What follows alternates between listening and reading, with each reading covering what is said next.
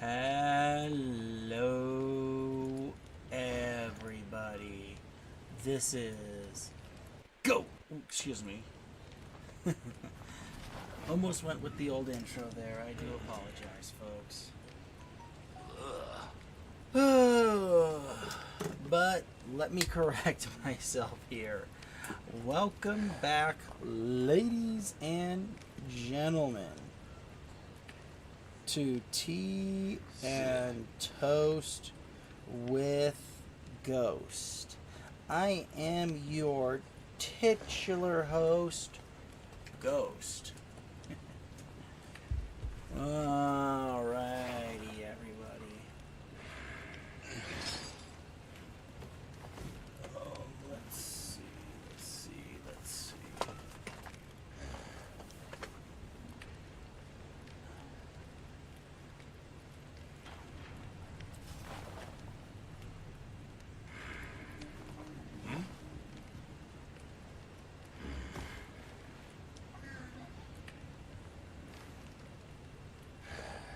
The heck?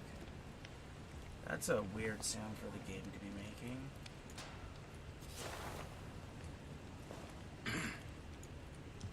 That's interesting.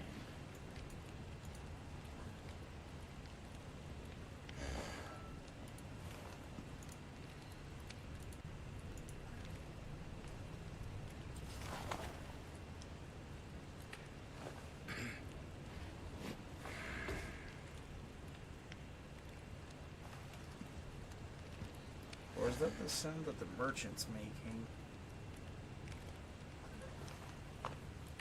Must be the sound that the merchant's making. Strange. That's really, really strange.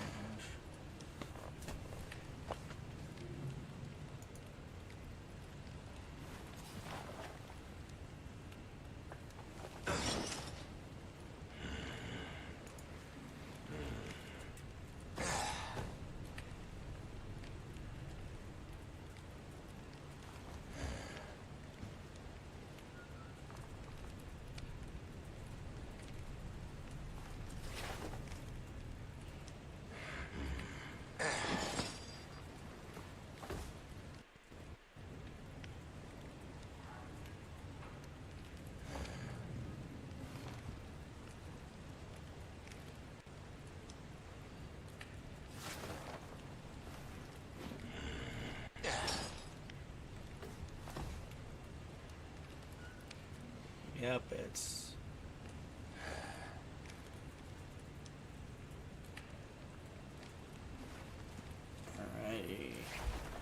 Alright, everybody. As your titular host here, let's get everything rolling, shall we?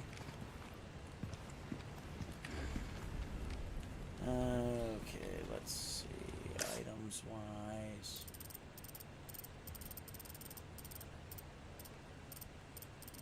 Okay, well...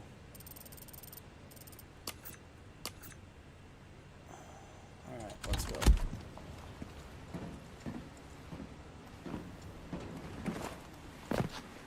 Not a lot to say or do here, just keep going. Nice catch.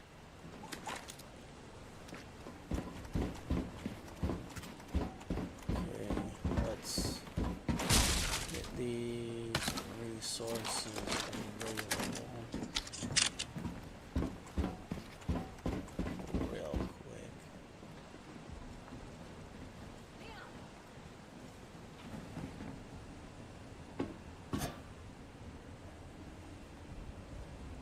If we could do something about this wall.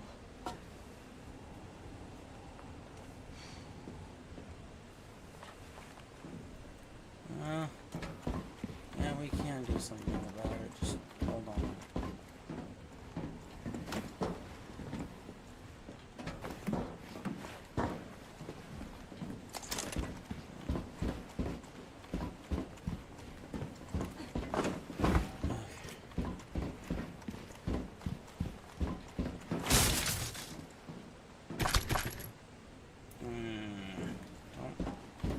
Like the knife, but whatever.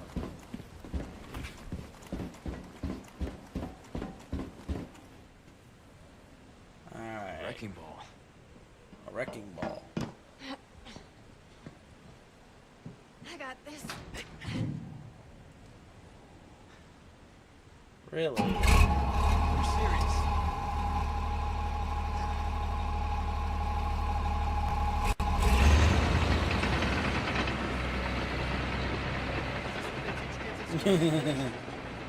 Have you never heard of driver's ed? They don't teach that in driver's ed. Maybe they teach the theory, but they don't teach how to operate a machine. I mean, that's a bit ridiculous per se. Leave our friends to me.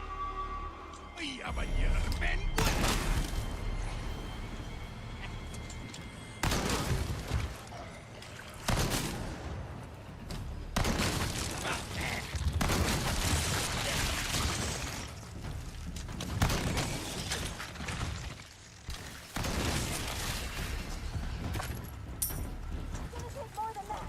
One more time.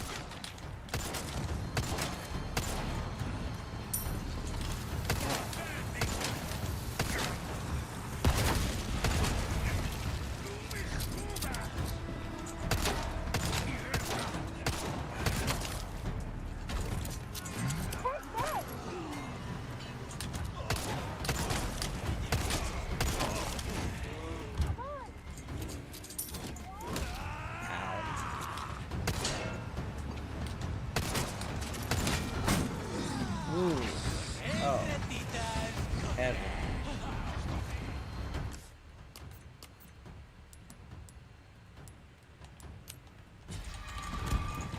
This is it.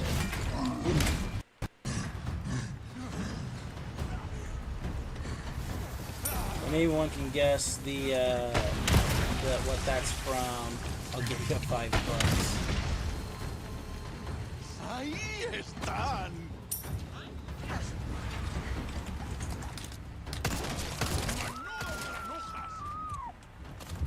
Bad.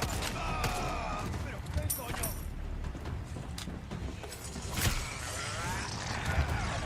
I think that's amazing to me. Oh, check it out. Glitch, glitch, glitch, glitch.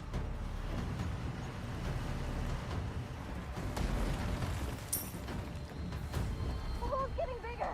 Almost there.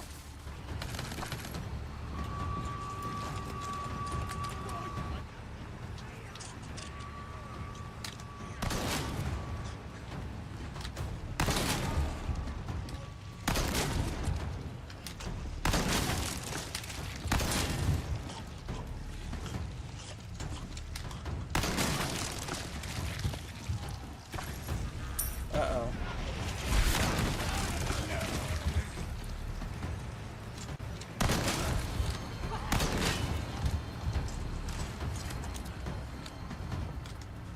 Bye. Here we go.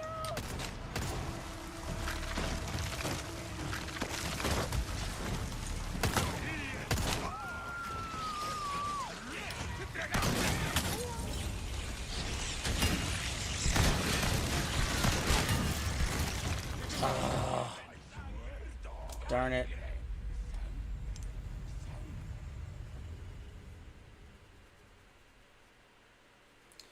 So please remember, this is a live Q&A stream, which means you ask any question of any topic within reason. If you have to phrase things certain ways to get past it, so be it. But please remember, keep the YouTube keep the question somewhat YouTube friendly. I'm not a fan of the censorship either, but we gotta work within what we got. I got this.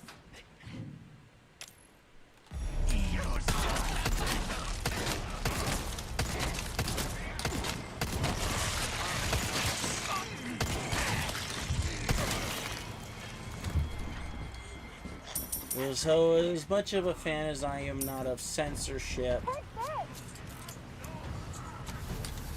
sadly we have to abide by it. One more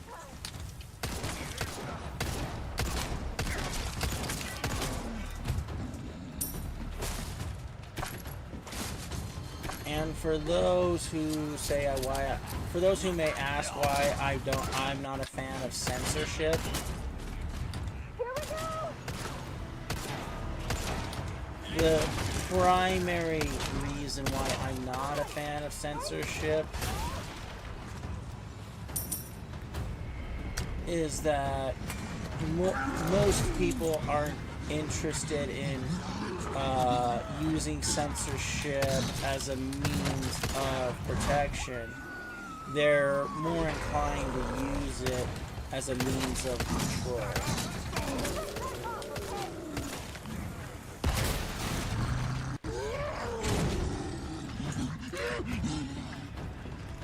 So, you know, that's part of the reason, darn it, the reason why.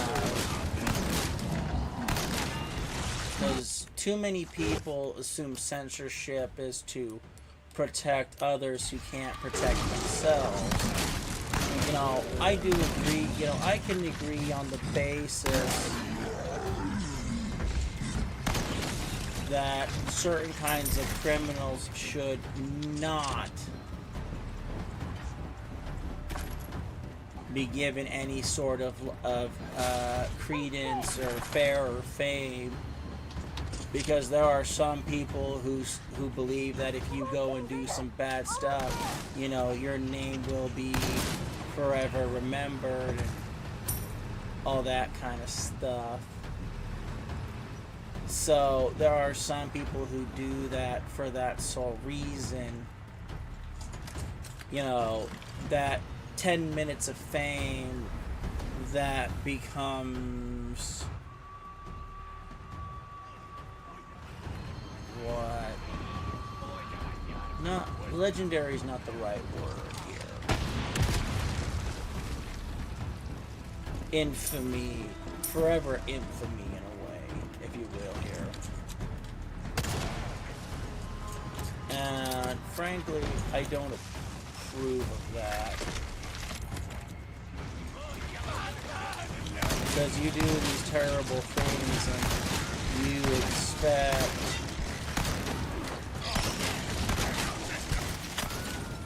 that because you did this terrible thing, your name will be infamous. And, you know, that's kind of just how you want it to be. You want to be remembered, but not for a good thing.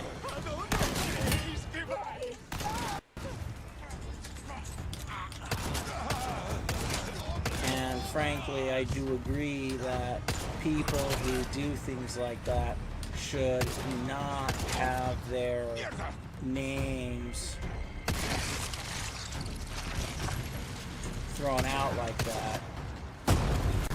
I mean, and the reason why I say this is not about protecting the person who was behind it. It's not giving them the attention they want.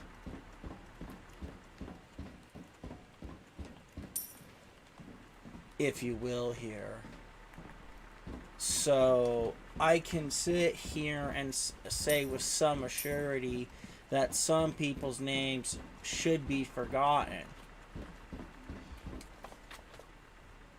And, you know, I can already hear a couple of people saying, Ghost Hunter, that's ridiculous. Names will be forgotten within a couple of news cycles. And, you know, that's nice. Okay, did you see me? That was awesome. But let's think let's think of the Salem witch trials for a minute here. And when I'm talking about the Salem witch trials, I'm not talking about the people who were burned. I'm not talking about everyone who lost their lives here. I'm talking about the guy behind the trials. I forget his first name, but his last name was Hawthorne, and he was the local. Oh, I can't remember if he was the local magistrate or the judge. But that's not important right now. What can I interest you in? Good as new.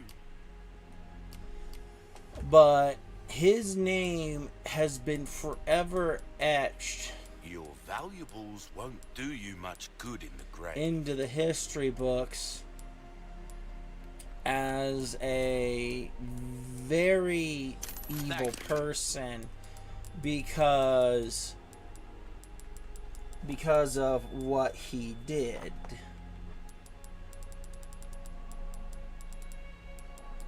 Now, am I going to sit here and say that he was evil? Sadly, I don't think the man was evil. I think he was a man of his time. And I'm not excusing what he did here. I'm not doing that in the slightest here. Got a selection of good things. But he was a person of his time. And when you are from a... But when you come from a specific time frame, you know, the ideology of the time rules. And he was a very explicit example of that. But his descendants have gone out of their way to hide their relation from him because it makes them look bad. Now, I'm not going to sit here and say that what he did was this or that. But even in death, that Judge Hawthorne's reputation has not only affected him, it's affected those who were of his bloodline.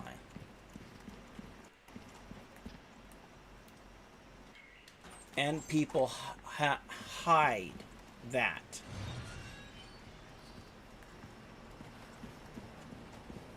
So, you know, can I sit here and say that your reputation doesn't matter? Well, if your reputation is important to you, then it matters. Nice work. Well then, But if it doesn't matter to you, you have to consider who it does affect.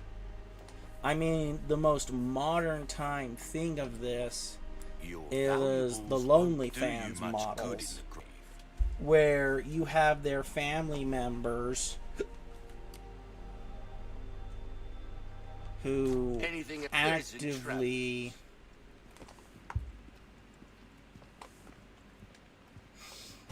try to keep their distance from them because, sadly, people are assholes.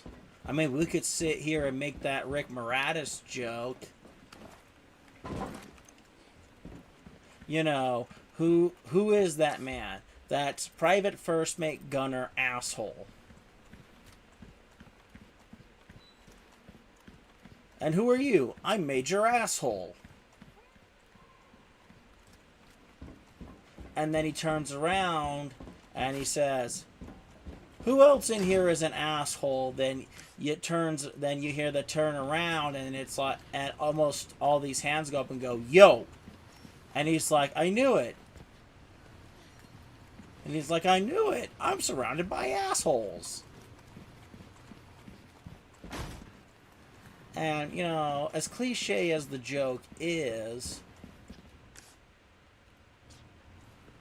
there is a fundamental truth to that.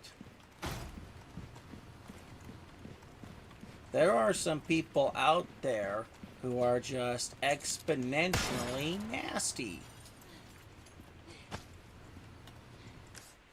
And they've got no problem at all being mean to people. I mean, there's already reported stories of kids of women who started OnlyFans, and then they proceed. Then when the kids at the school found out, what did they do? They went up to him and said, hey, I subscribe to your mom's OF. What are you going to do about it? Mind you, this happened at a high school setting, so we don't need to worry about... Well, there is some asking of legal context here. I mean, assuming that the kid who actually hit the subscribe button is 18 years old... And you know, if you think it's moms, it's also sisters. Because there's also been sisters who have been on their OnlyFans. They're chatting to their fan base, and they've more than a few have had like their older brothers, their little brothers come in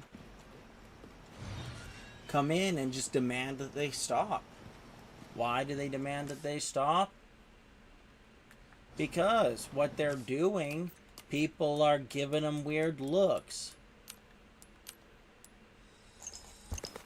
People are doing this. People are doing that. And,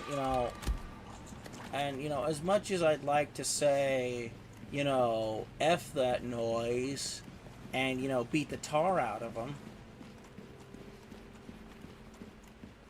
sadly, we don't. Not everybody gets that option.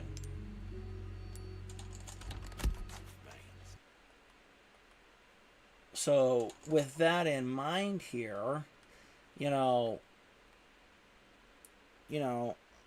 reputation matters in certain circles. So this is the reason why I say that anyone who does bad things, whether they are forcing themselves on certain things or doing other bad things, I don't think their name should be put to the public. Because all that's going to do is target their family members, you know, with the historical example of Judge Hawthorne being, you know, that giant waving red flag there.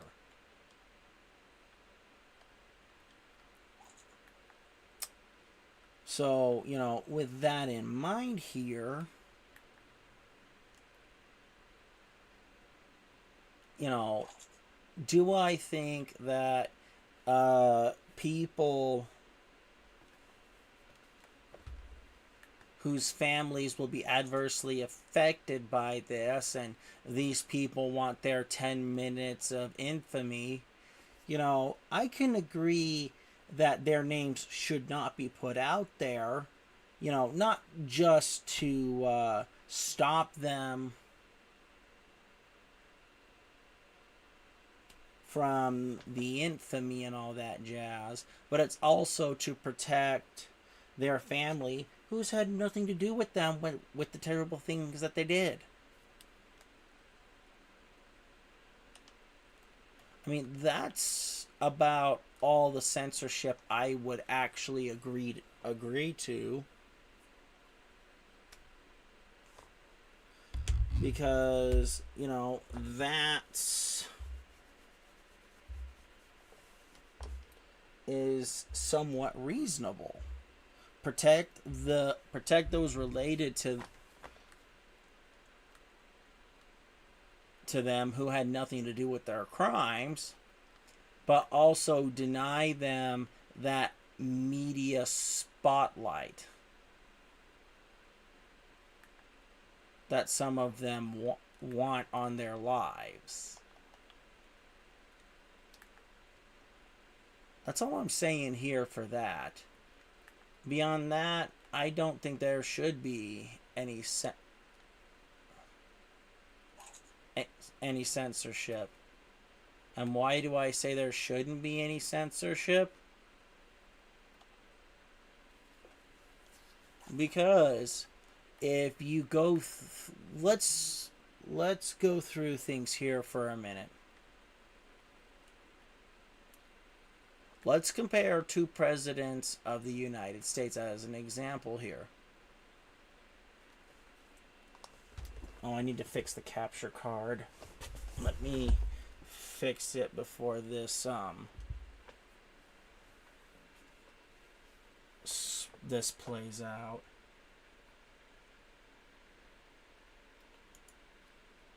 So, as I was saying, you know, beyond that, you know, little bit of censorship there, that's all I really think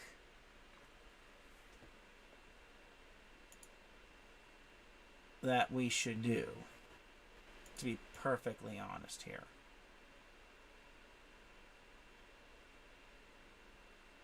Okay, let's... Nope.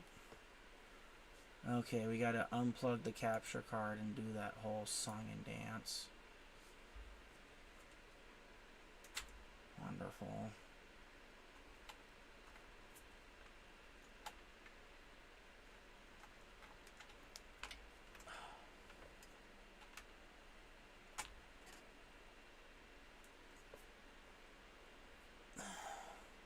There we go. Okay, hopefully this will work now.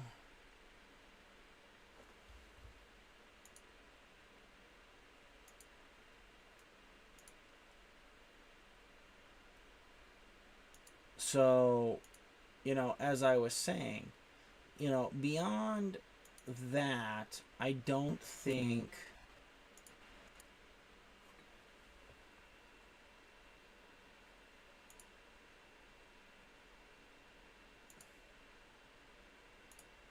that we should have a lot of censorship. Now, as I was saying, you know, let's compare presidents here, for example. Let's compare Barack Obama and George W. Bush. Not H.W., not Bush's dad.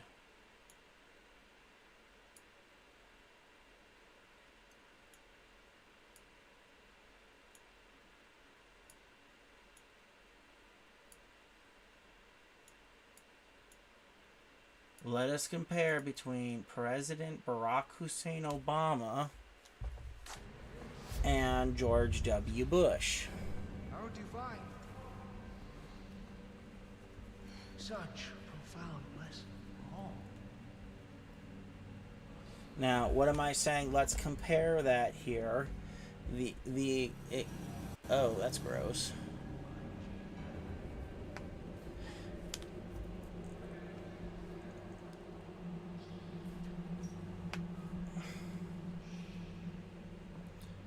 Now, when I'm saying let's compare here, I'm saying let's remember what happened with both presidents. Now, abandon your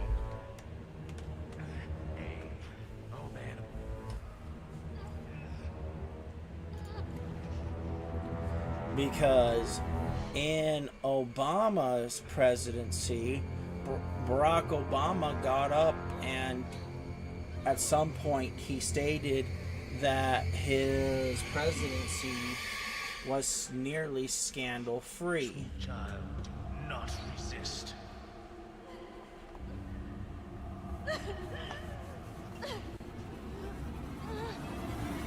And, he sat there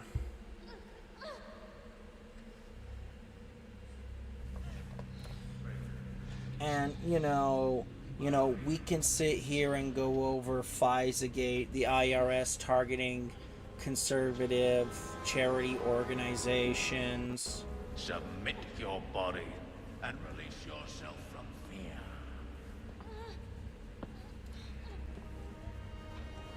The incidents with Fast and Furious, and, the Iran deal, Uranium One, Hillary Clinton's email scandal.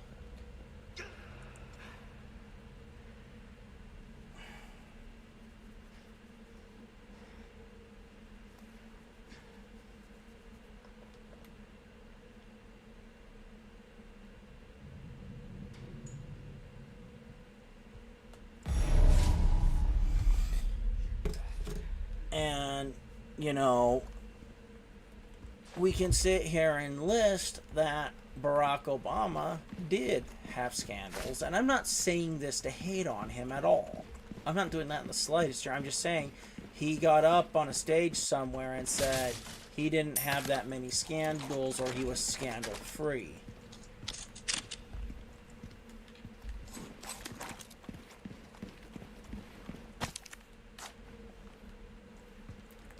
One or the other. I don't remember which, but I do remember he said something along those lines.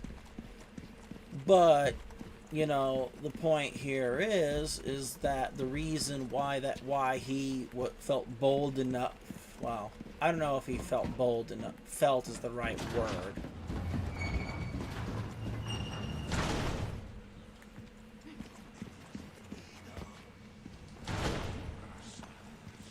But he got up and said that. And why did he say it? Because most of the news medias, including Fox News, wasn't gonna fact check it.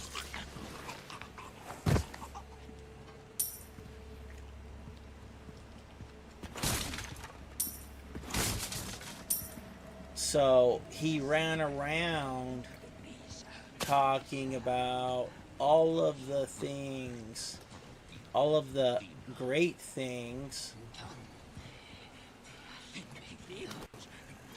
all the great things of his presidency, and he made it sound like he was one of the greatest presidents out there. And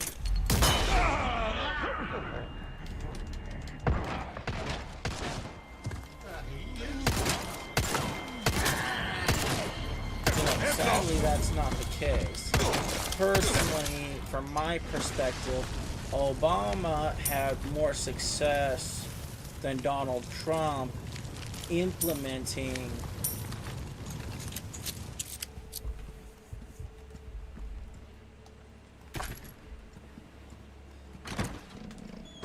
his agenda. And because Barack Obama had greater success implementing his agenda, Obama could be considered a better president because he could do things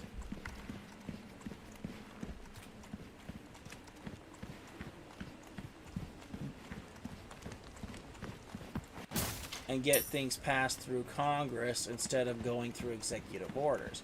And Obama did do a lot of executive orders as well.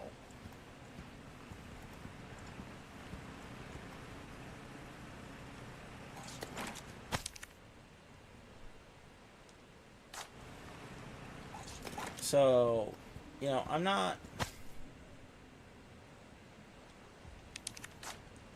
sitting here stating that he was a failure, because every president wants to implement their agendas. Rookie. I've prepared a battlefield up ahead just for us soldiers.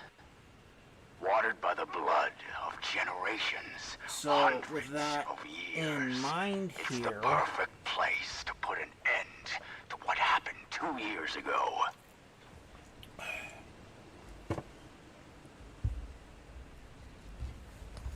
you know, am I going to sit here and say that Obama was a terrible president? Well, I wasn't a fan of his politics.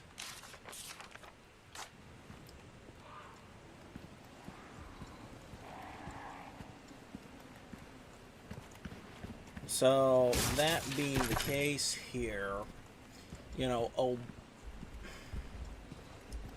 look alive. How?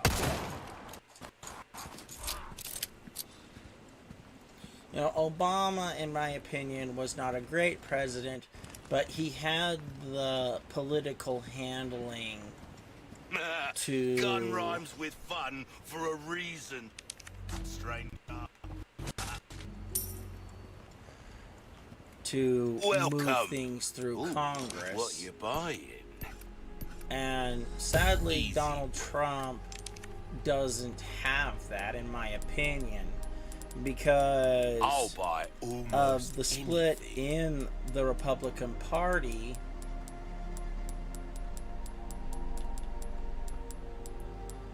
And almost every person who has a D next to their name absolutely believes the worst of That Trump. come back anytime. Some of it is warranted considering his reputation.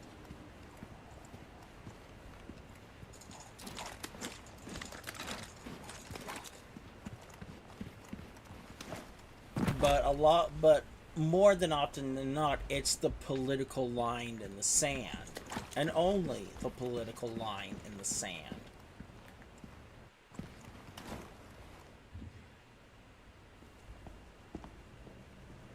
I've been waiting for you, Rookie. So, you know, that's, you know, just that quick list off of Obama scandals. Now we go to George W. Bush's scandals, and oh my gosh, there was the Hurricane Katrina scandal that went along with the disaster relief with FEMA. And what the hell for? Revenge on the government?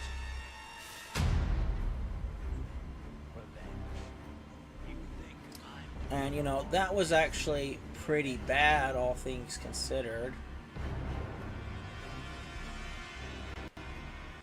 And, you know, there was also other things that happened with George W. Bush's presidency. You were always an asshole. And there was more scandals than what happened with FEMA. I mean, there was also the fact that going into Iraq, George Bush did lie. Better run, rookie!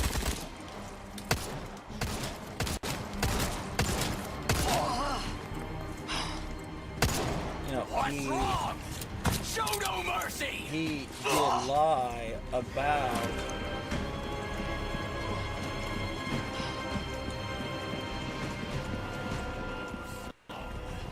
So goddamn weak. you know, he did lie about why we went in, because he kept saying you to move like that.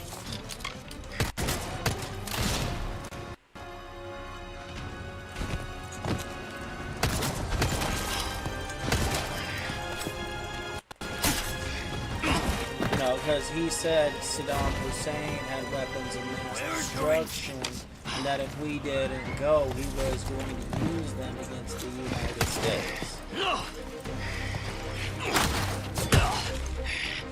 Now, when we went in there, you know, did we find any weapons of mass destruction? Well, if you check the media reports, we didn't find any.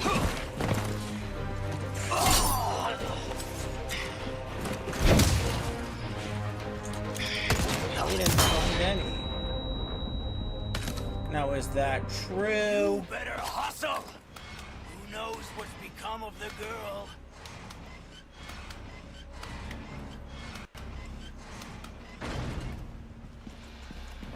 No, it's actually not true that we didn't find anything. It's just what we found, the government never actually released outside of classified military channels.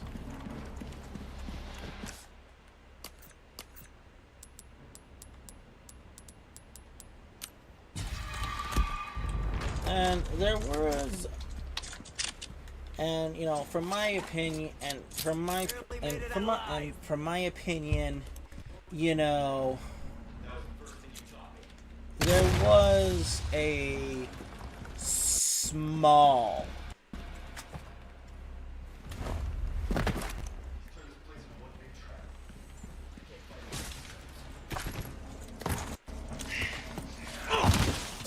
necessity to keep some things that they found quiet.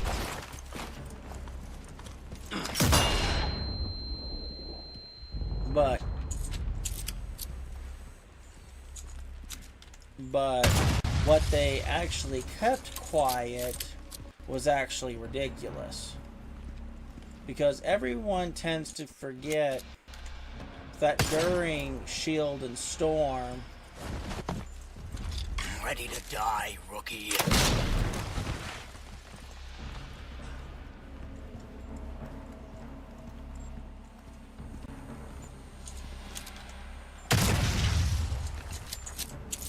you know, when we actually, because when we did the first invasion in Iraq, the thing that we actually went in there during Shield and Storm was that we destroyed the war machine that Saddam Hussein had running there. There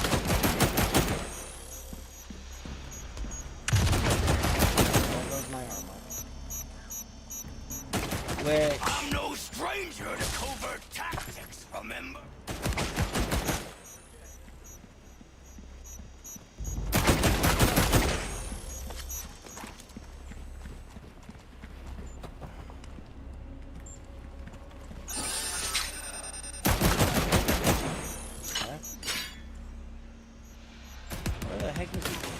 oh great. I'm a little distracted while I talk. My bad. But, you know, the United States destroyed Saddam Hussein's war machine in Desert Shield and then Operation Desert Storm. Fight in the jungle. We barely made it out alive. And, you know, the thing that we have to remember was that, you know,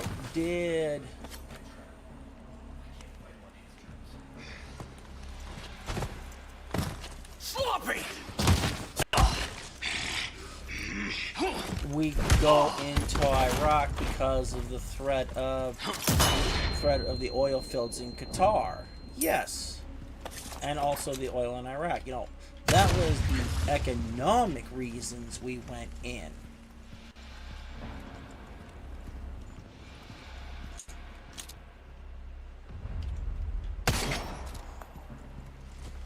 But the primary reason we went in was because Saddam Hussein was a threat to the United States.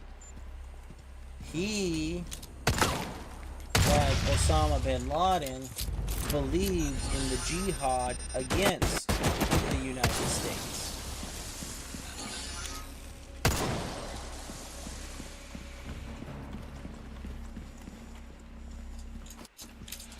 So he did believe in the struggle against the United States. I'm no stranger to covert tactics.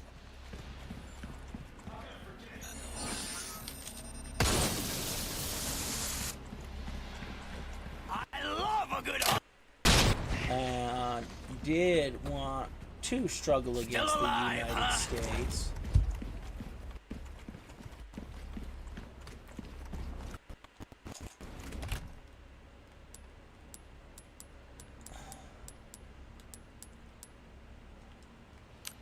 He did.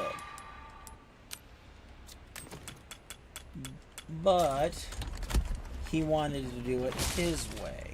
He didn't want to cooperate with the others who wanted to do the same thing he was doing. He wanted to rule. And, you know, most people tend to forget.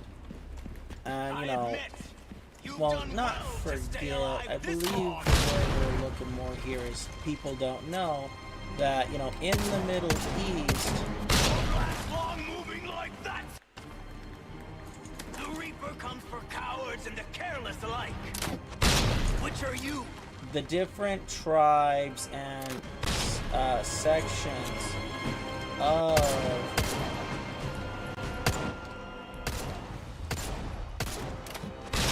Anything to make the pretty boy feel special. Islam, you know,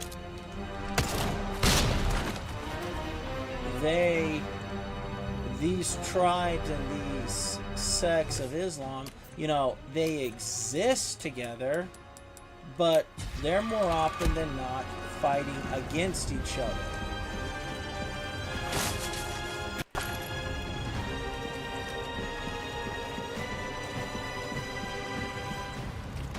And for those who say I'm making up a lie, you might want to look up what happened with Saladin after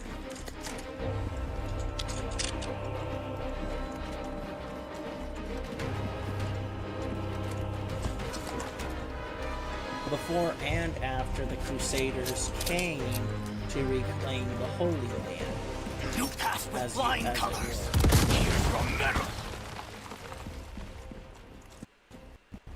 Because before the Crusaders came in, This is it, soldier!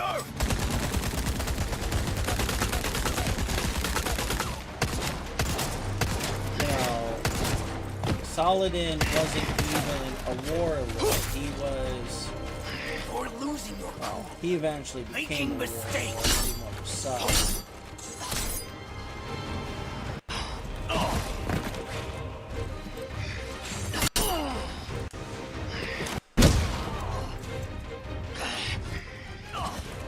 You know, Saladin was Opening one a of new the is the first best way to regions forget an who old actually viewed hardly put up a the fight. Crusaders as a threat, and he pushed on the local leadership, you know, the sultans of the land.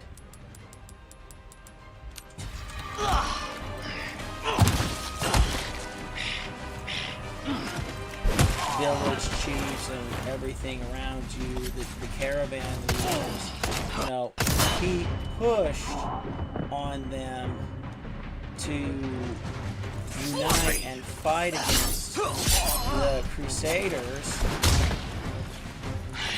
You can't beat me.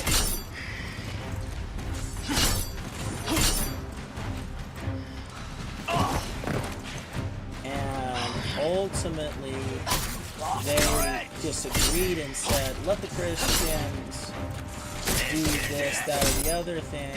You know, when they're bored, because they had already defeated the Byzantine Christians and had taken down Constantinople. Well, Constantinople fell Guess that means later. we'll never see eye to eye.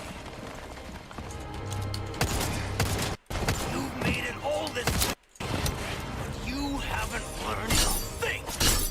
That's to But say, Constantinople fell, and you know, you and I have taken different paths. All left now is to settle this the old-fashioned...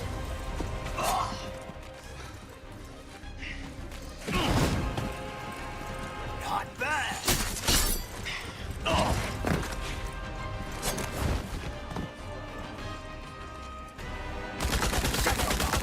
You wouldn't want to die with it open.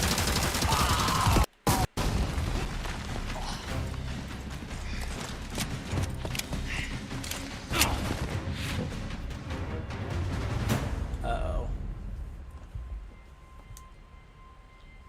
I told you. Again. And when Saladin started making a fuss, some of the local leaders went. The local leaders finally got sick of him, so they sent a message to him.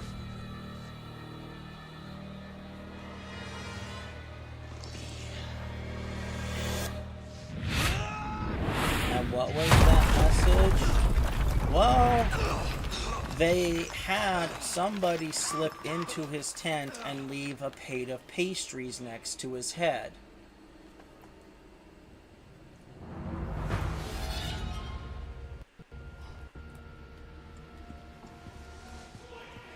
And sadly, Here I come! the message was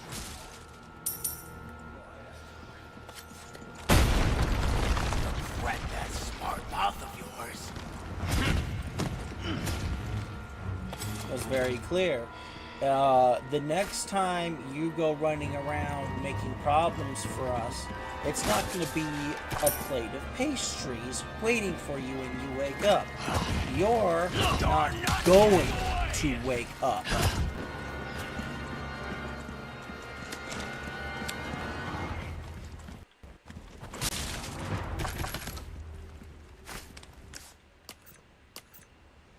So the message was received, and Saladin, before he even started fighting the Crusaders, had to either persuade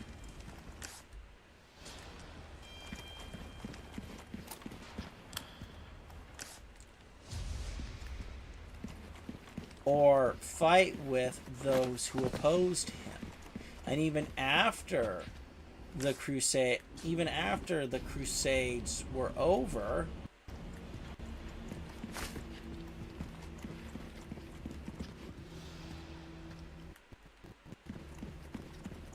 you know, the local sultans and everybody else there fully expected him to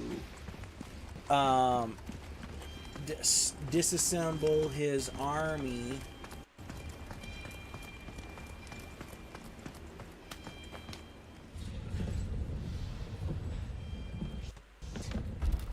and, you know, go back to the hole that he crawled out of. And did that happen?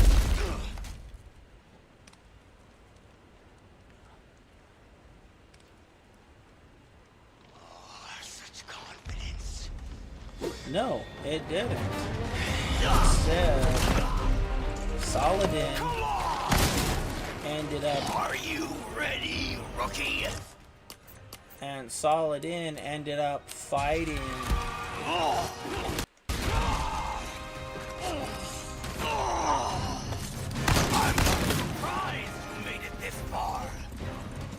After the Crusaders left, for if memory serves, at least Anything left?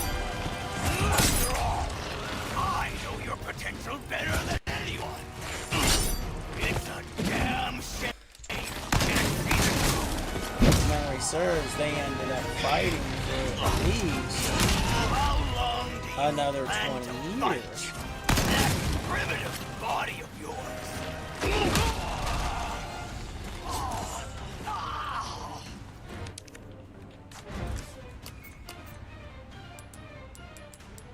And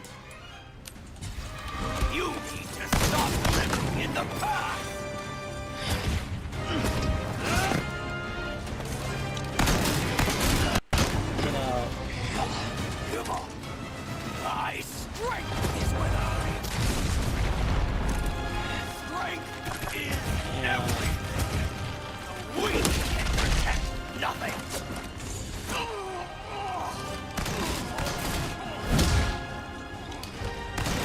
That's where you're wrong. I didn't know a damn thing. And Now I do. You can't deny this power. Imagine the strikes you have.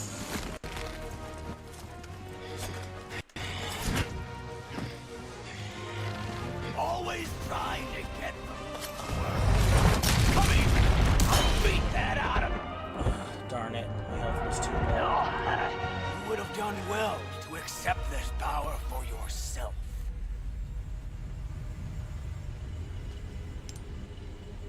So Saladin did, and you know, a lot of people, you know, sit there and assume that Saladin was this, well, he's not weak. Come on! Are you ready for me? But Believing yourself, you would have done well to But you know, accept the this point power is for that, yourself. you know, it took Saladin a good majority of his life to basically unite the Islamic world at that time there together.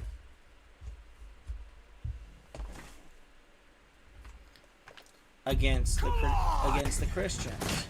Are you ready for me? And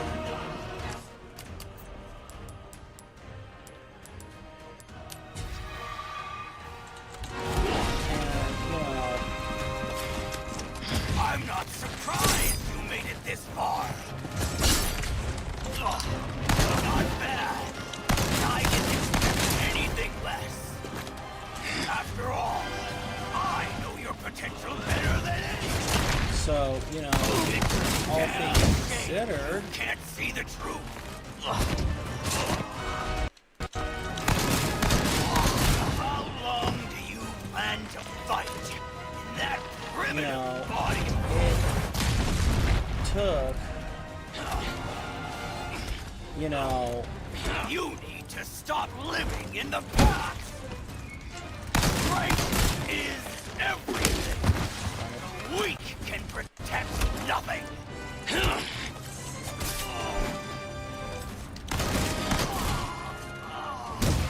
That's where you're wrong. I didn't know a damn thing. Now I do. and, you know, that's, you know, just the Crusades here as an example. Yes! This is the moment I've been waiting for! Come at me, Wookiee! Show me what it is you got that I don't! So, you know, Don't stop! You have your... oh, last shot center mass to the chest. Not bad.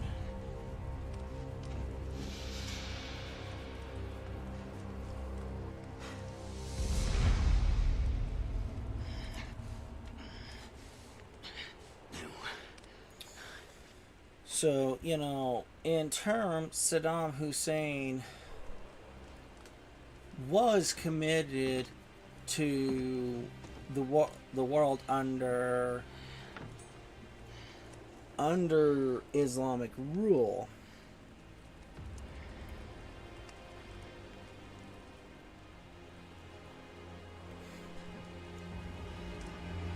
But it was his idea of Islam, his version of Islam that he believed, along with his supporters.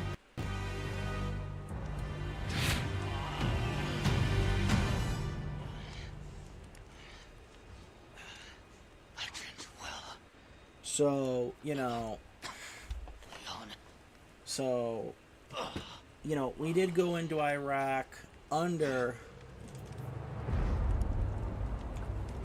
some false pretenses.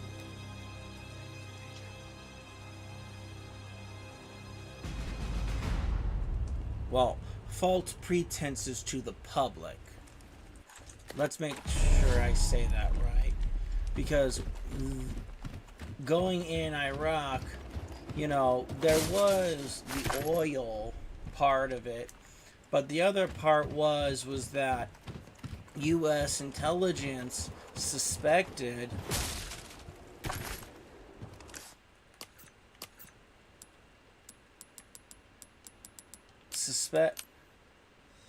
that Saddam still had caches of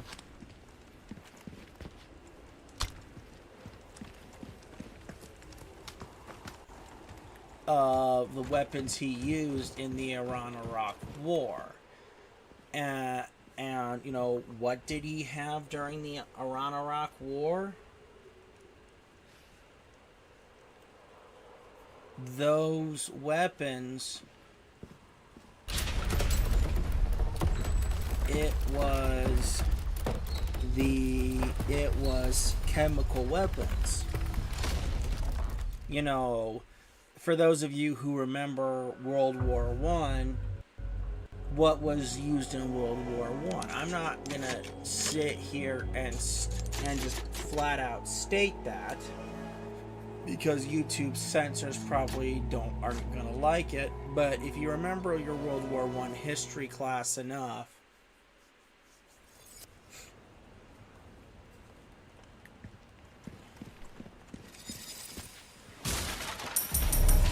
you know, that is the kind of weapons that Saddam Hussein had, and he used them in the Iran-Iraq War, and he even used them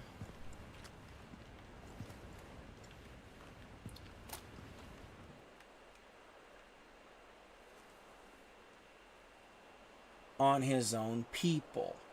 Look up I believe it was the Kurd. Let's see, if memory serves, Saddam was Shia. He was either Shia or Sunni. But his local enemies in his own people were the Kurdish people. Were the Kurds, as they're called. Oh, nothing but the finest. Welcome. Got a selection of good things, easy work. And he perpetrated an attack that made world history Ruby's all rubbish. in He the makes wrong no way. difference. And when The I say price, well, it was that's in our the choice wrong to make. way, I mean, he used chemical weapons against his own people. A deal well struck.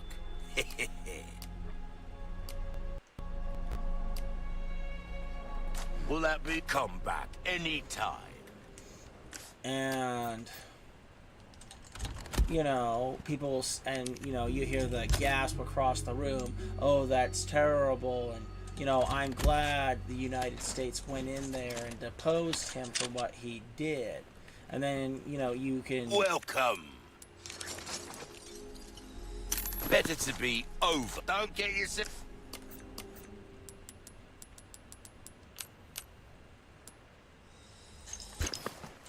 Self-killed now. Alright. And, you know, we did go in there for the economic reasons for the oil, and you know, not just the oil in Iraq. You know, there were oil fields in Qatar as well. Ahí está. ¡Abierto!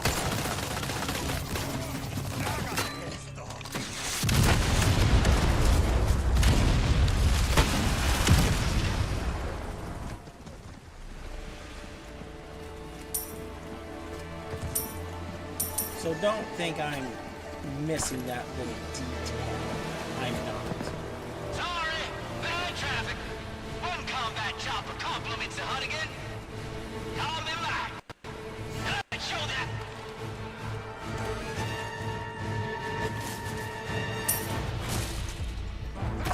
Yeah, more customers. Lure them into an open area. I'll give them what they came for. So, you know,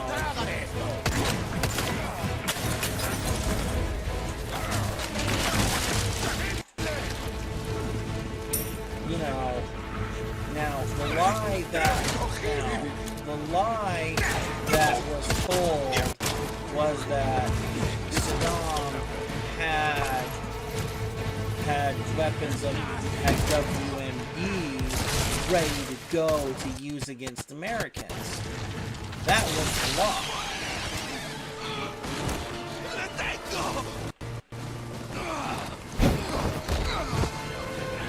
And sadly, that's not the truth at all.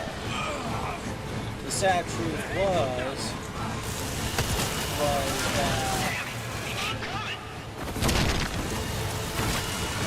that the truth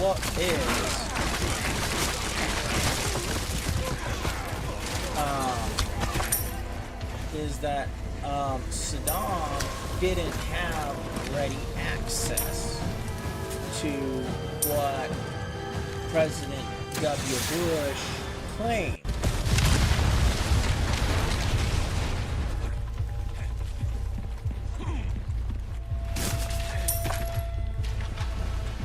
So that's why everyone says we went in there on a lie. Well, it wasn't a lie. It's actually been classified under President Obama, which this should fall under his scandal sphere too.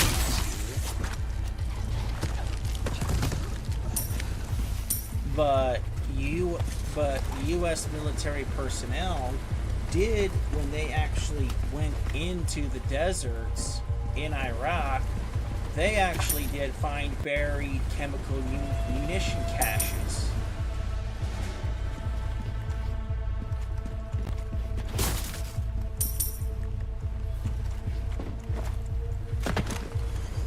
And how do I know this? That this is 100% true? Well, there is a lawsuit against the U.S. government because there were veterans who were exposed to certain kinds of from agents from Desert Shield and Storm, but also into Operation Iraqi Freedom.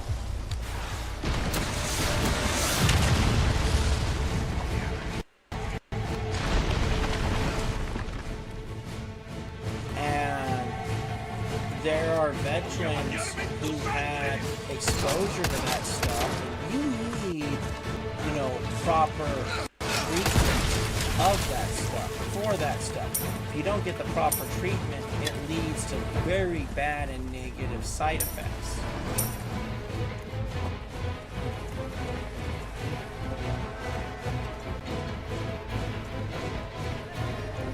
I mean, if you want a really good example of that, look up the Kurdish town of Halabja and see what Saddam's actions did to that place, because it forever altered that place, what he did.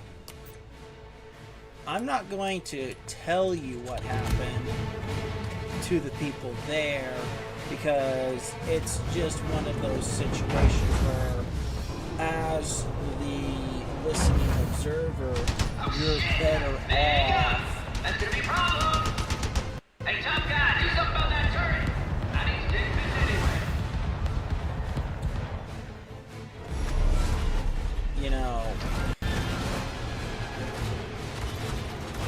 Looking that up for yourself and just seeing how dangerous chemical munitions are.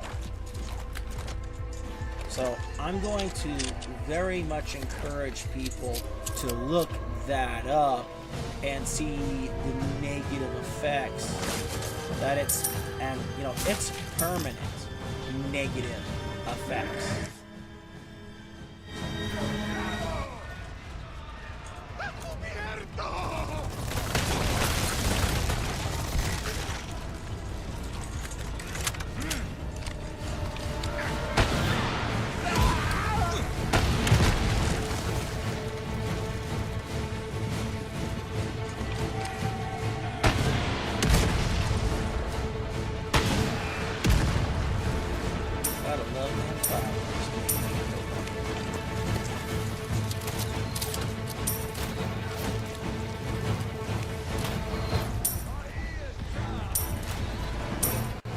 So that being the case here, I strongly encourage you to look up what Saddam Hussein did to his own people.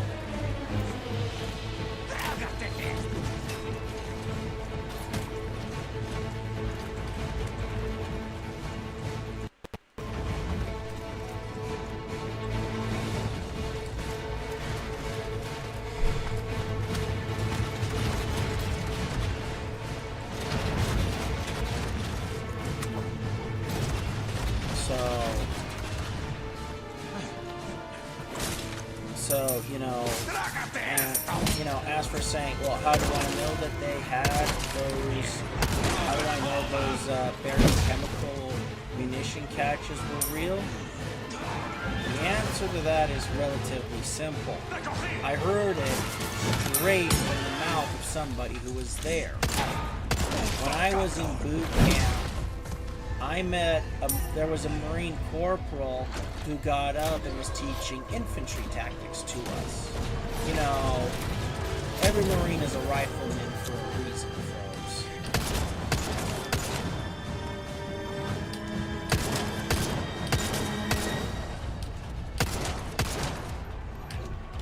And, he gave us his speech on his lesson, and then he turned to us and said, hey, do you guys want to hear what happened to me while I was in Iraq? And we were like, yes, tell us.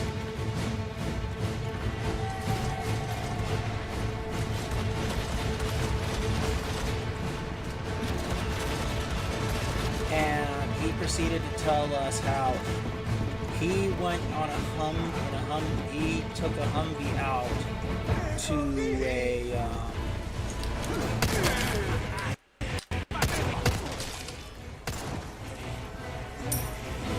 with a staff sergeant, a gunner warrant officer,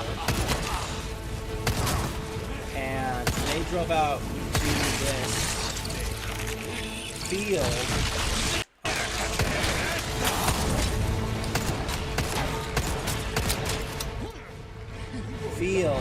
because they had received intelligence that members of the Iraqi army had been seen going out there for some reason. They were sent to investigate. So they get out there and it's like, what's going on?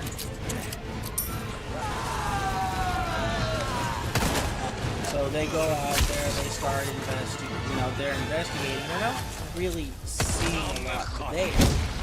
And they're kind of scratching their heads, as to, what's going on.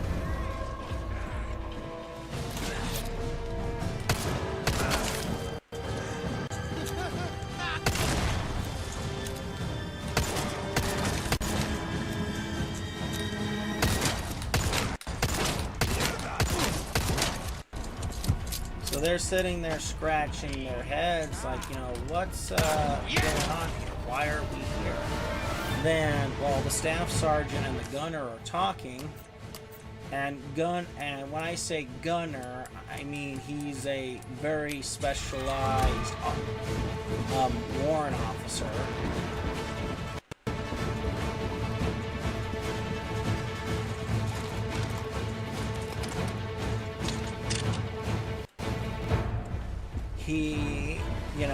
They're talking and the gunner's sitting there and it's like, oh, there's this weird smell in the air.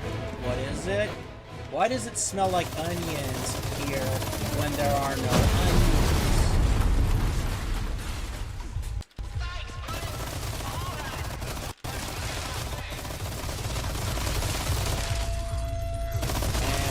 And the answer to that question, I'm not going to say out loud on YouTube.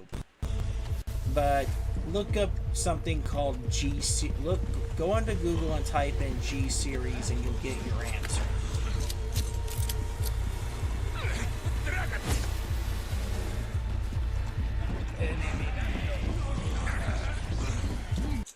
And as it turned out, what was actually there was a buried weapons cache of chemical munitions that had been buried there since Desert Storm.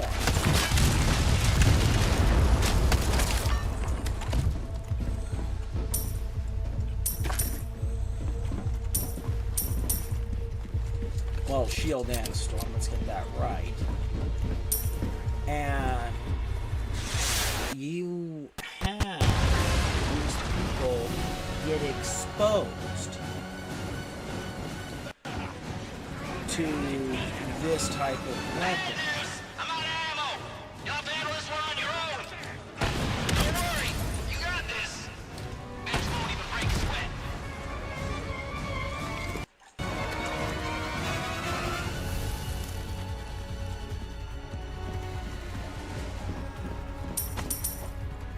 So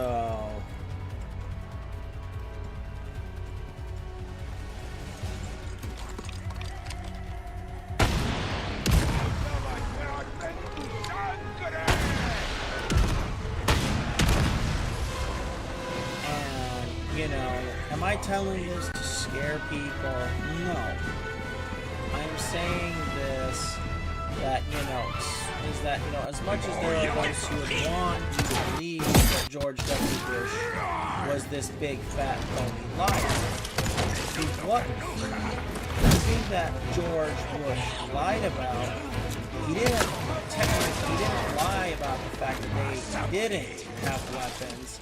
The thing that he technically lied about was the fact that the weapons were not, ready to go find their use. They actually weren't.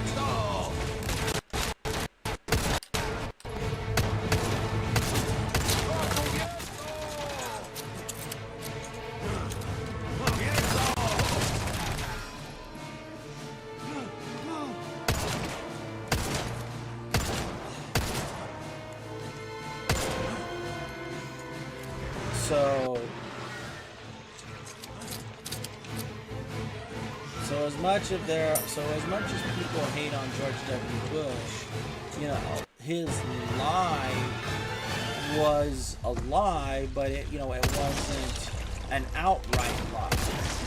We just didn't. We just weren't. To be perfectly honest, U.S. intelligence wasn't sure what he had or what he had access to.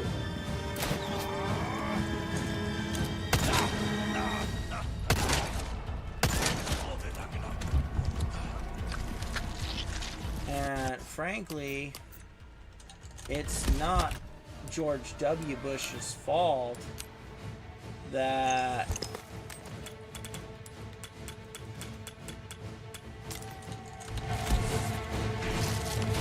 the intelligence wasn't 100% accurate. Because if you can actually get 100% accuracy out of your intelligence networks, there wouldn't be a need for intelligence networks, if you catch me correctly. Because, I have 100% accurate information right in front of my eyes as soon as I ask for it. Well, good golly gosh, why do I need an intelligence system that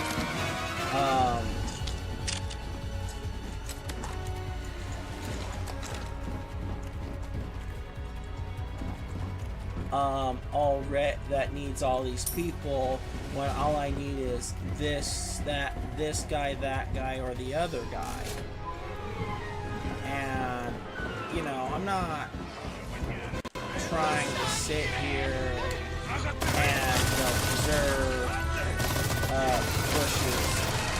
I'm not sitting here saying I'm a bush lover. Well, there is a bush I'm a particular fan of, but it's not a bush.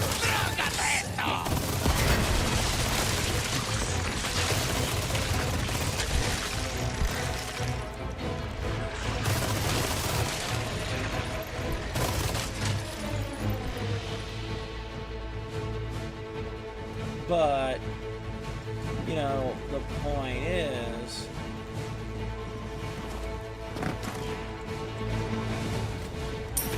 that, did George W. Bush lie? Yes, he did lie. But the lie wasn't as dishonest as most people like to believe that it is.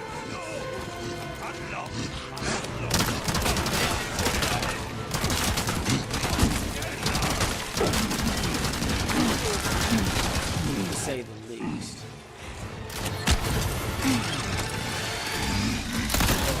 What the heck? Sheesh.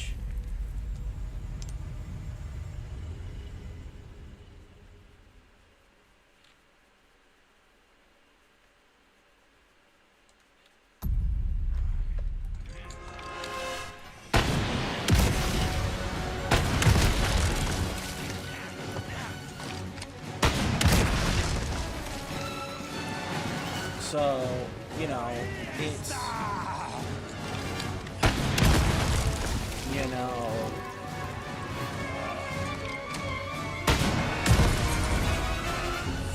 very much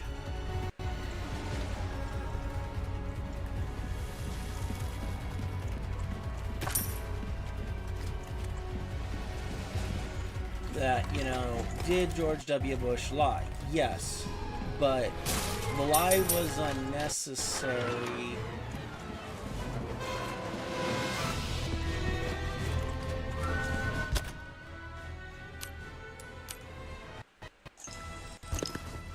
And it only served to make him look bad. So, you know, in the terms of the political perspective here,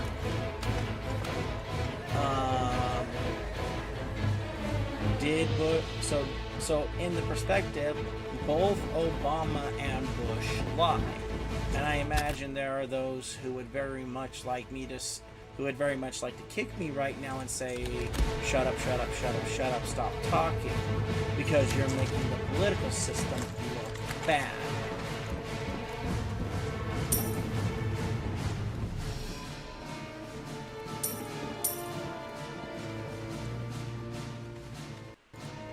So because I'm making the political system look bad, because politicians are liars,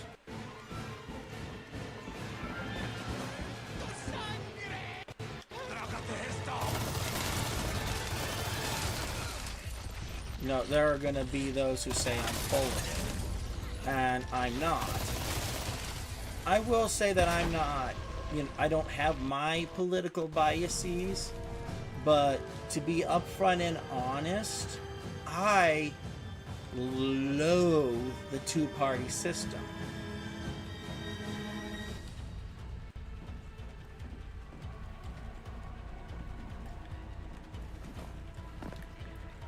Because it doesn't represent everybody in the United States at all. And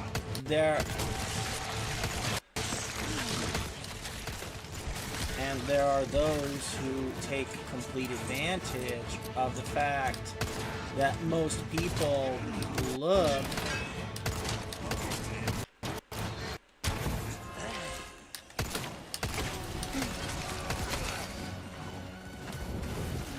at the political system and say, okay, this group within this party aligns with my political beliefs, so I'm just going to follow this person.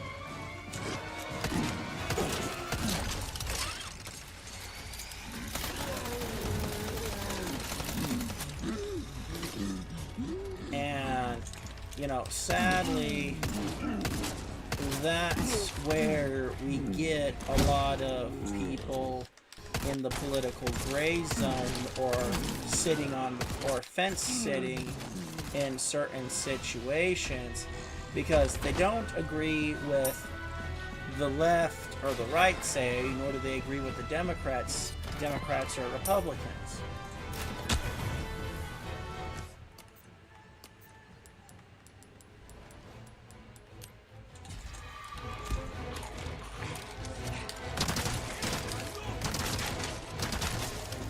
But, you know, this is purely the point. Both political parties lie.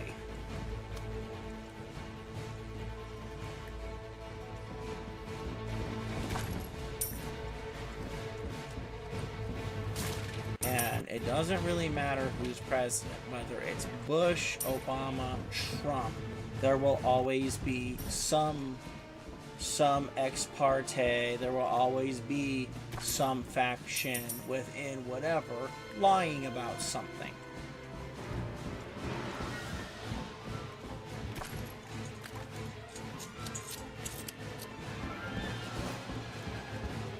And, you know, and I already said that, but that's kind of the point here.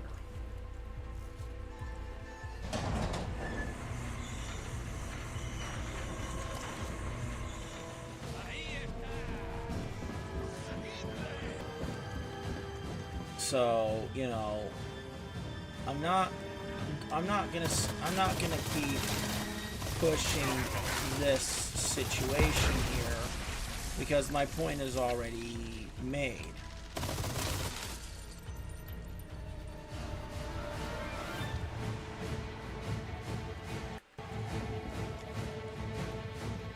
So, you know, what do we do? How do we deal with this situation? Sadly, we have to ferret out who's telling the truth and who's lying, but sadly, even truth nowadays is so polarized. You're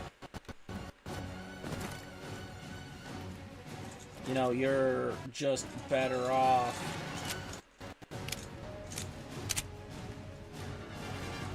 better off looking for each side of the political spectrum and looking for those in the middle, because that's more likely to give you an honest interpretation. We get out of here. Drinks are on me. I know a good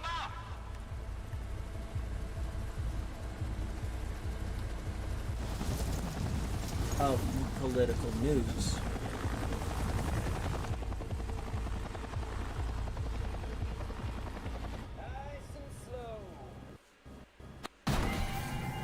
Uh-oh. Bugs.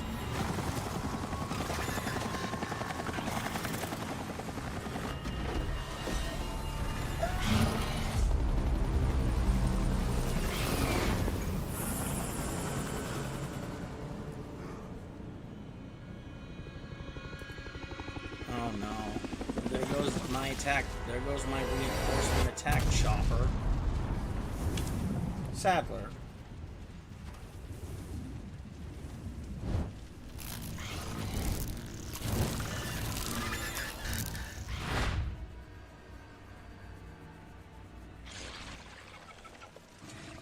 Oh.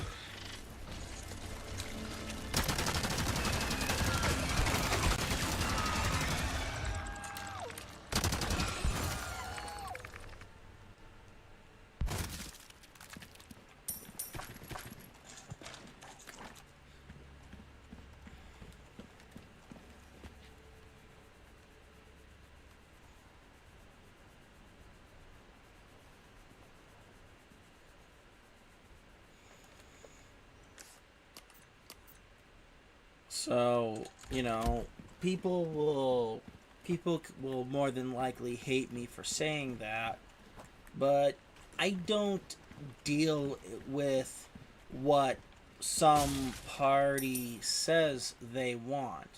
I don't give a flying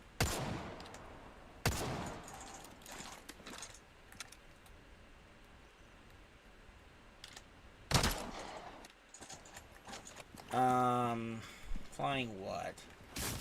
Oh, I can't. I don't give a flying pigs care what your political thoughts are.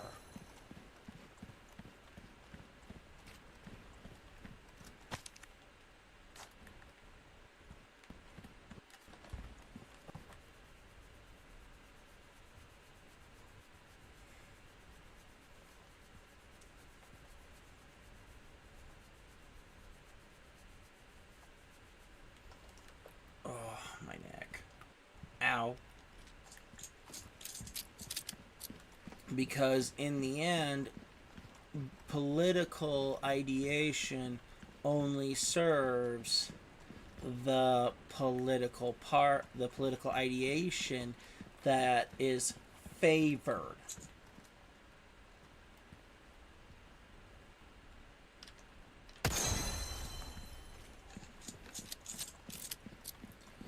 So I do not like this at all, and I believe it's disingenuous and untrustworthy.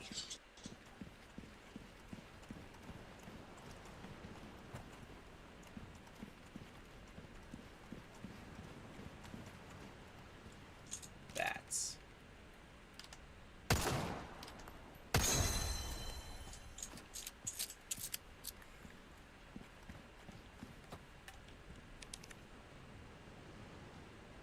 Keen Sadler.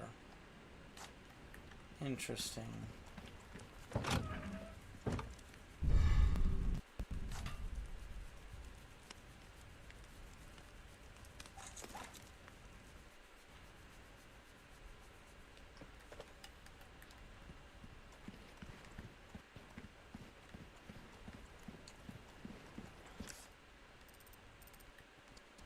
Treasure. Where?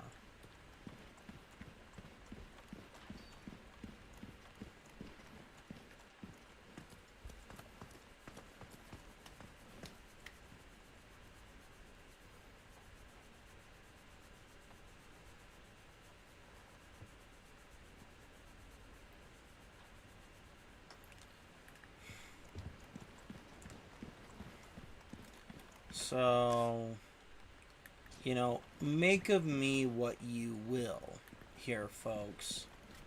I really, really don't. But this is my perspective on politics, and I will not apologize for it. Because politicians only care, most, well, not all. If I say all, I'm not actually being honest with what I think. Most politicians only care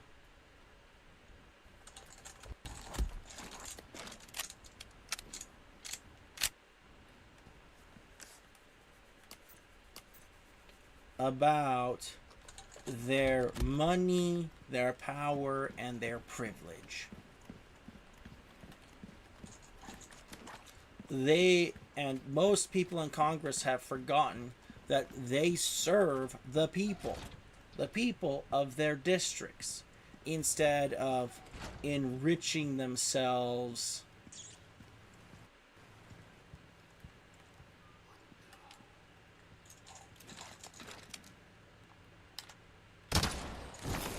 which is what most do.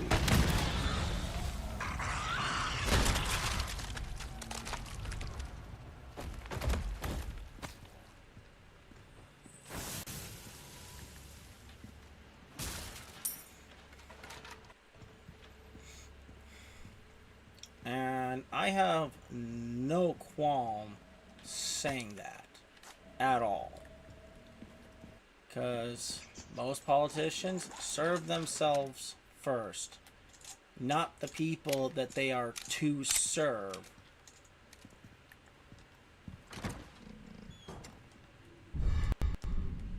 And for those who say that's a load of hogwash, my answer to this is Nancy Pelosi. Do you know how many finance people want to check her trades on the daily stock market? I mean, one of the primary reasons why Pelosi does not like Donald Trump has nothing to do with the political party. Well, there is the political line, of course. I should verify. I should actually state that. But the other reason, besides the political party reasons, but is how much money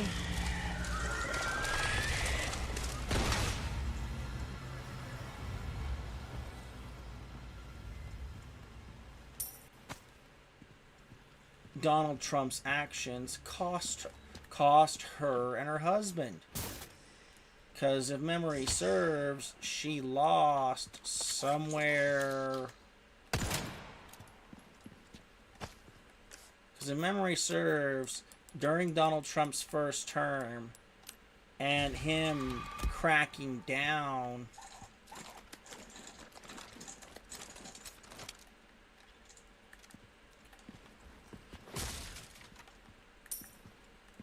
on what politicians did in Congress, I believe she lost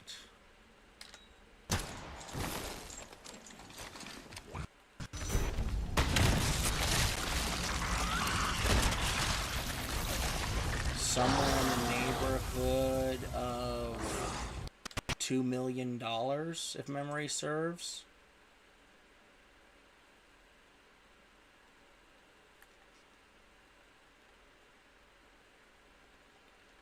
Because of the things he was doing, and it was messing with her trade options.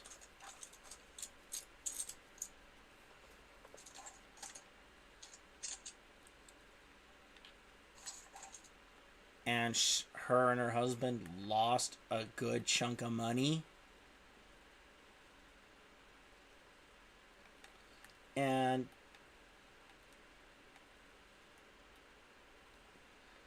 even Merrick Garland's family lost money because Donald Trump cut down on the transitioning and everything. I mean, most people have either never heard or they forgot that Merrick Garland's daughter was part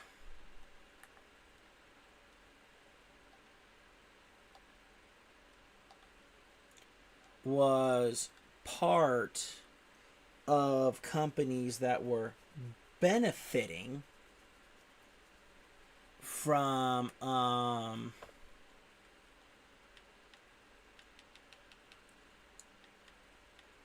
oh, my neck. Ow. From all the transgender activism and all that jazz. And everybody forgot about the congressional meeting because Merrick Garland was in front of either the Freedom Caucus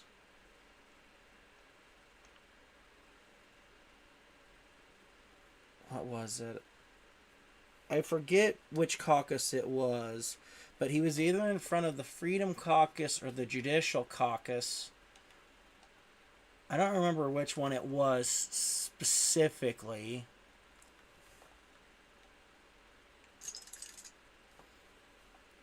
And they were, and a lot of the members of the caucus who were Republicans, mind you here, yes, these were Republicans,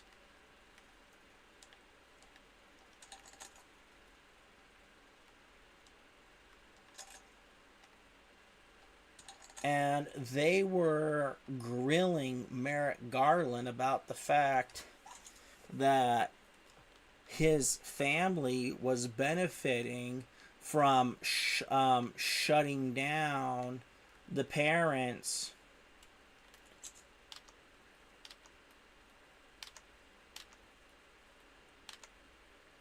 the families that were outright protesting against bringing drag queens and others into kids' classrooms. I mean, there's also a video somewhere of a mayor who walked up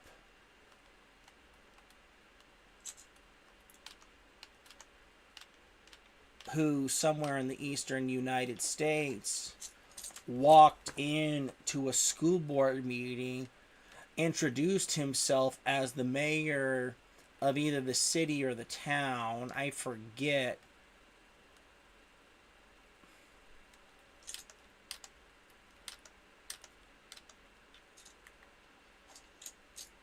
which, and he basically told the school board members that you are to step down from your positions and allow others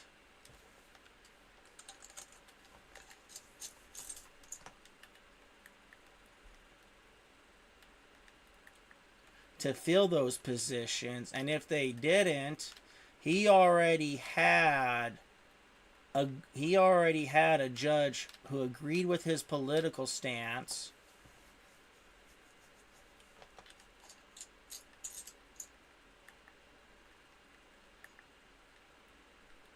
well, not political stance. Political stance is the wrong word here. His moral stance on what they were allowing in the local children's classrooms. And it was basically, you're going to step down and you're going to let somebody else teach, and you're going to let others take over the teaching of the local kids, or they were all going to be thrown in jail on child endangerment charges and child exploitation charges. And they had till the end of that meeting to either resign, or the next morning when the judge got in his office, or well, her, I don't remember if he specified if it was a man or a woman who was the judge, but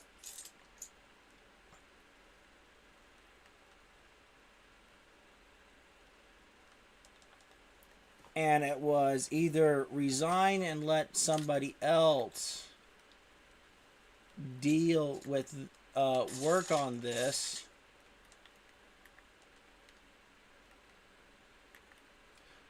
who didn't agree with this, or they would all be charged with child endangerment, and a couple of other things. And it was made very clear, you walk away from your position or you're going to end up in cuffs and prosecuted.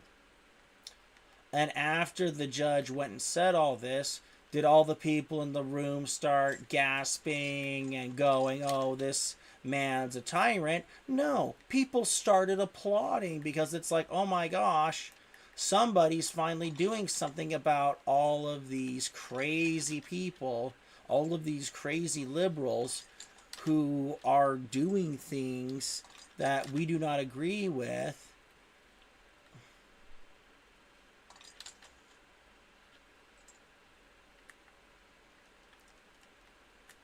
And are endangering our children. And the applause and and more than likely that action probably guaranteed that mayor's re-election. I'm pretty darn sure.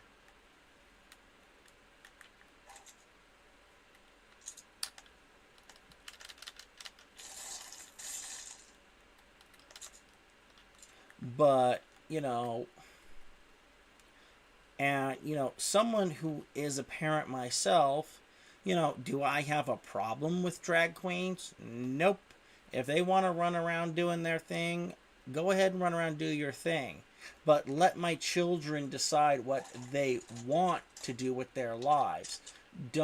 I don't need any undue influence.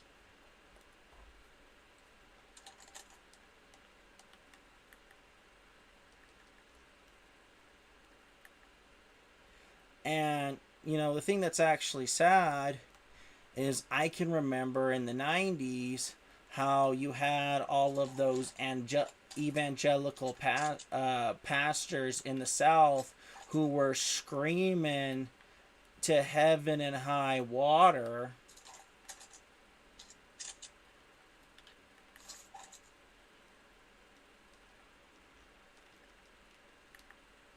that the gays were going to come in, and they were going to come in and take your children. They screamed this up and down. The gay community said, no, that's not what we want. That's not what we're after.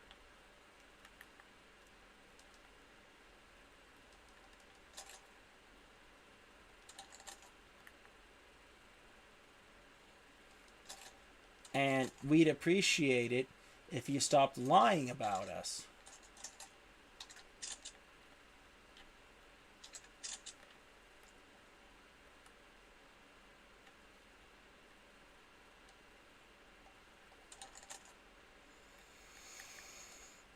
But, there's that YouTube video out there that Tim Pool did, where he sat there and plays what happened at a Pride rally about a couple years ago,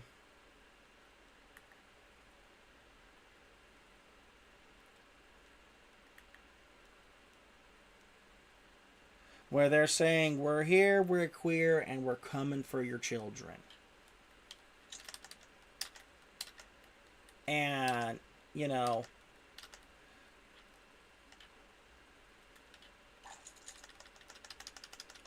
and almost all of the gay civil rights people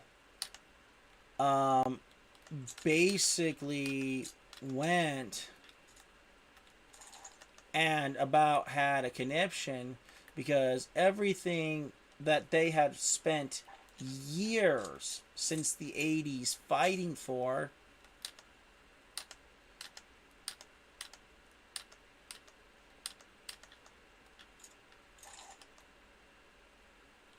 had nearly come undone because of the of these because of the people who carried these political beliefs.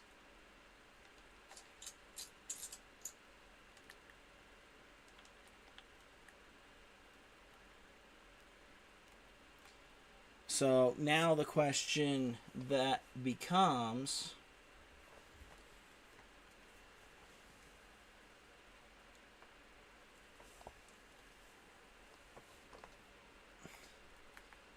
is, you know, what's going to happen now?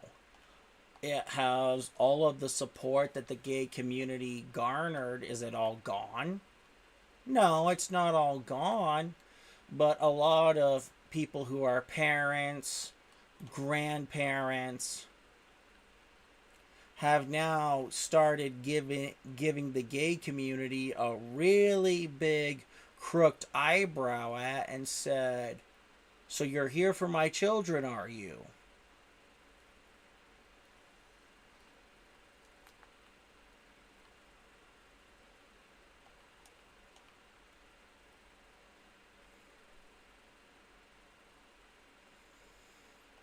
And, you know, it's really, really messed with everything.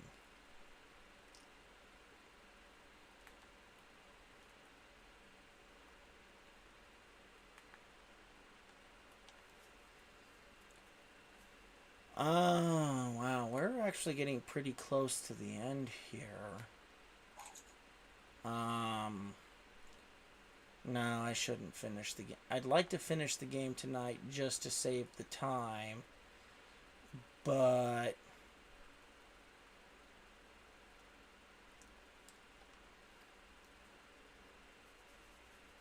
I really shouldn't. I have other things I need to do.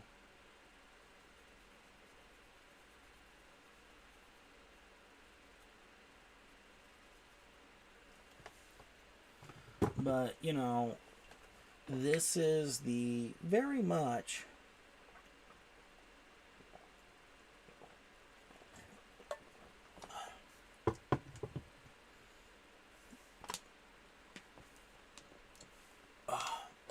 the uncomfortable things that we don't want to talk about.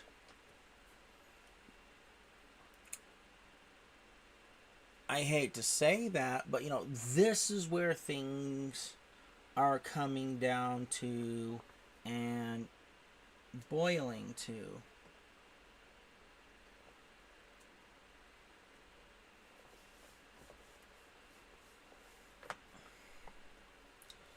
And, you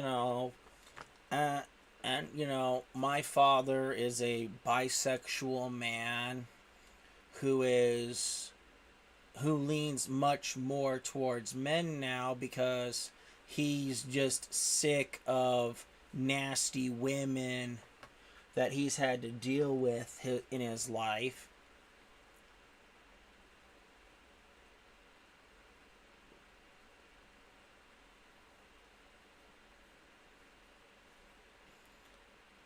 And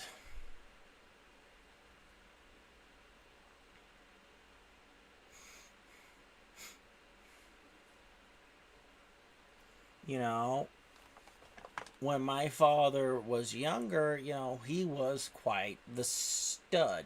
Women really liked him.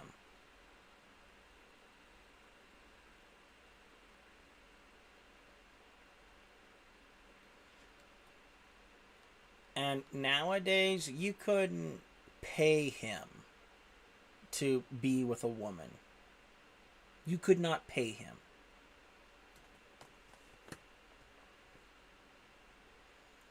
And, also, let's throw Milo Yiannopoulos in this for a minute.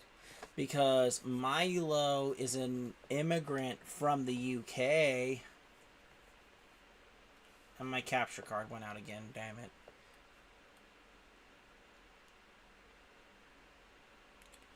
And he had a lot of, Still you resist, child. of immigrant neighbors, and a poll went out and asked, if you could enforce Sharia law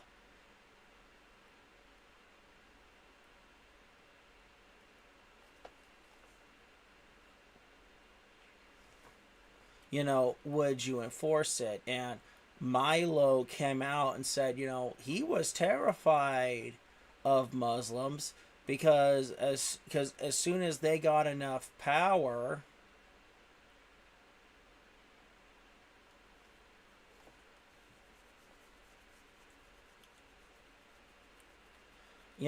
he was basically going to get rocks thrown at him, if you know what I mean here.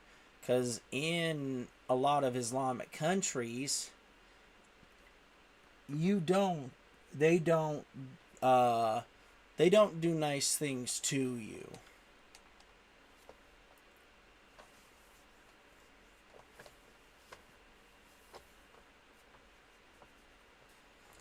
What they actually do is they throw rocks at you until you stop twitching. And I've even heard of situations where they've even tossed somebody off a top of a tall building.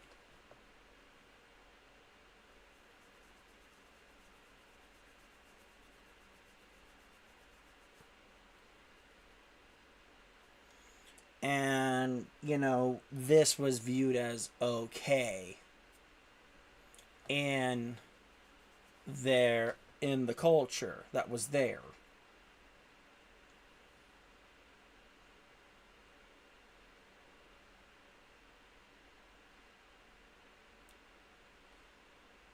Oh, that would not feel good. Just having that radiation forced into your body. That would not feel good at all. Burning into you like that. That would not feel good at all.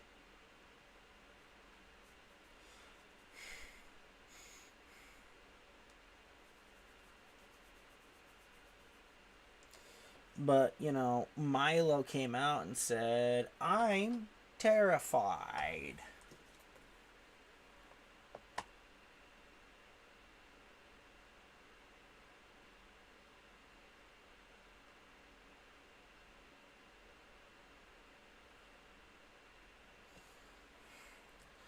Thank you, Melanie.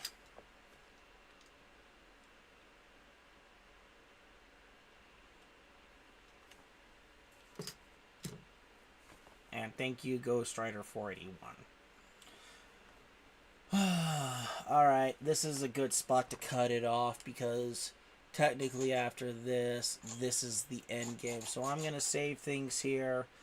Thank you for watching. I hope you enjoyed. And I will see everybody next week.